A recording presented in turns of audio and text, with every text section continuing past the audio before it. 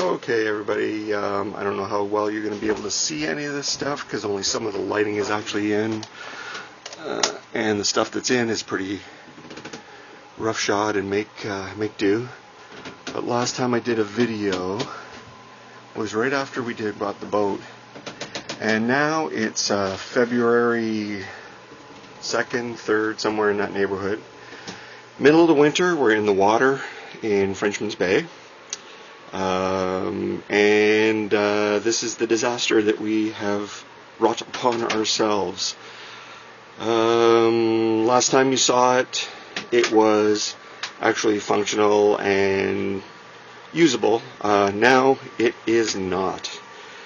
We've basically taken everything down to the steel in the main area anyway. The aft cabin is in that stripped down version. Maybe we'll take a walk over there just to see. This used to be a little seating unit over here, and now it's going to be our battle bridge navigation, whatever the heck you want to call it, where all the electronic goodies are going to be. So with that in mind, we moved the power panel from the engine room, which actually we'll pan around here. Disaster of an engine room. Okay, this is the engine room. All these cupboards here were totally unusable because this was where all the electrical was. So, well, maybe not totally unusable, but mostly unusable because all this space was taken up by electrical power stuff, and we had no idea where most of it went. The wiring was pretty scary in some places and not so much others, and unknown where stuff was going for the most part for a lot of it. So instead of trying to make do and rewire where we had and lose all of this primo space here that's so the engine is down in there in that black hole somewhere covered in stuff because I got that half apart as well. What was I saying? Oh, okay.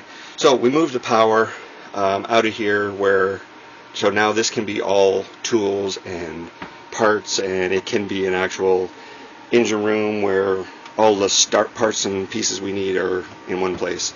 So radio still in the same place, got to move.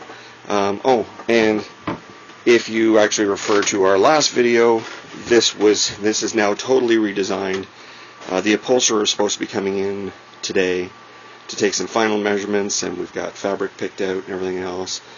But what we did is we turned this into an elevated section where it was flush to the floor before, so we could buy some extra space where the batteries are. So now we have AGM gel batteries below here, so they're out of the way and fairly close to the center line of the boat. This is the inverter charger under there. Jesus, lighting sucks. So that's get a little bit more light. The inverter charger's under there, so the main batteries and stuff are there. And here is the new power panel that I made over the last little bit. So now everything that was in the engine room is literally in that little box now. Got some ventilation on the side, just, electrical, generates a bit of heat. Plans are to go south sometime, so trying to keep the heat out would be a good idea. That's the battery management unit on the side. AC, DC power, main battery switch, bilge pump, yada yada. You can see the trunk line of wires going down and into there. So the head is a mess. It's all storage. The V-berth is all just a ramshackled bunch of parts and pieces. The floor, we actually redid the whole. We redid the whole floor. You can see where I'm still cutting out pieces and parts, and this is where the new plumbing's going in. There was no hot water before. The pump you had to turn on for the water was that little switch there, so anytime you wanted to run a tap, you had to flip the switch, turn on your tap and whatever. Now we've got a new tap. Down below that blue wood, which I should have moved if I was planning on doing this video, shows you the new pressure pump for the water. There's a shutoff valve, and just at the bottom of the stairs we have the spot where the water heater is now, which is going to be a total luxury. Just fit perfectly. We couldn't have asked for a better fit. And actually, we didn't even ask for a better fit because I didn't expect it to go anywhere near there. I expected I was going to have to build a cabinet over to the side here somewhere and make it work. But it just looks like the gods were smiling upon us. And that space right there is big enough for an 11-gallon water tank. And it was all space that wasn't being used anyway. So this works great. The fact that, you find that kind of space on a boat is pretty extraordinary when you hadn't planned for it. So now let's go in. Remember the aft cabin where the bed was against the wall and everything now? We're changing that all out, and oh my God, what a flippin' disaster. Okay? See, we stripped her all down to the hull. This is kind of what we did in the main cabin, and insulated, and that's the old bed platform. And you can see into the aft locker, which is going to be the headspace for our new bed when we put it in. Just close that door. So we're going to be cutting back into there.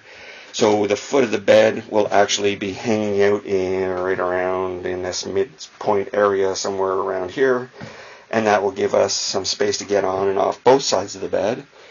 Air conditioner, I don't know what we're going to do with that. But like I said, you can see everything is pretty much gutted. It's starting to turn around. That's one of the reasons why I wanted to do this little archive video, because, let me get out of here. I suspect before too long that we'll be in a little bit better shape to work with, and I just wanted a bit of an archive to see how bad it could get. Like I said, I think we've turned the corner here. And we're starting to build. I'm hoping in the next couple of months that the main cabin area will be done. Well, maybe not done, but livable. The cushions will be in here, so we'll have a place to sit. The electrical should be in. The stereo and radio should be moved. What is it? This month we got to take the transmission out from the engine. That's one of the reasons why the engine's pulled apart.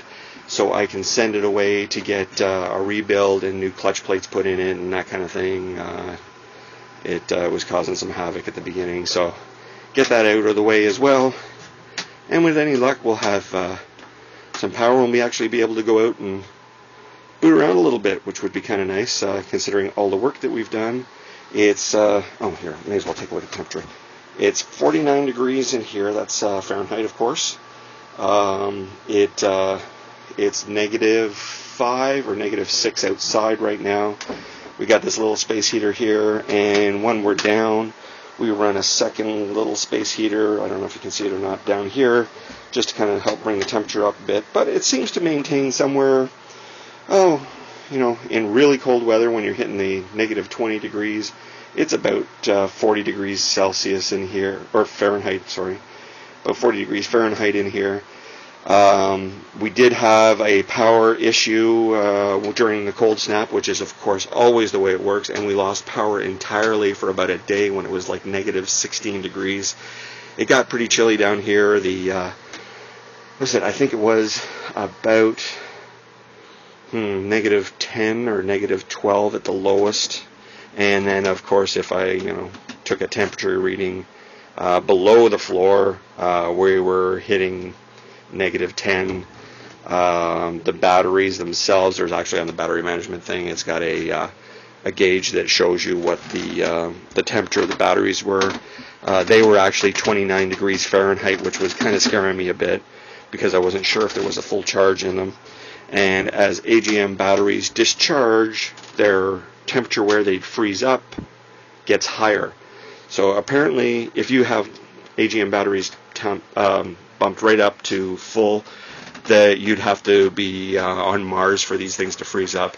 But once you're down to about a 40% charge, it only takes about -8, -10 degrees Celsius before they start to freeze up, and then they crack, and then you're out a few $100. So anyways, this video is long enough already, I think. And like I said, this is just kind of giving you a quick glimpse of the disarray that we're in right now. Oh, my new cabinetry, woodworking, baseboard, nosing. You can see the wood, that's all brand new. Built the whole settee thing. We got lots of thinking and stuff to do still. but she's coming along, so I'll get you updated in another month or so, hopefully, when we get a little bit more work done and maybe have a little more to actually show you. Okay? Thanks. Bye-bye.